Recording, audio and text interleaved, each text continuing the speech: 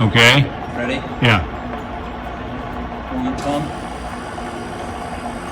Running.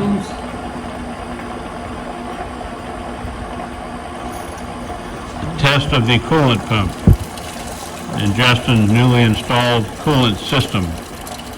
High volume coolant for the OKK mill.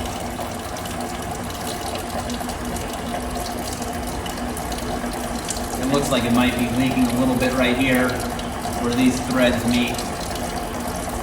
Okay.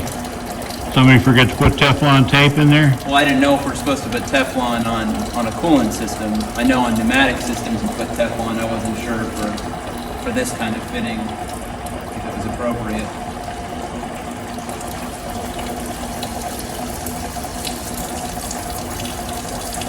It looks like it'll provide enough coolant for heavy duty cutting.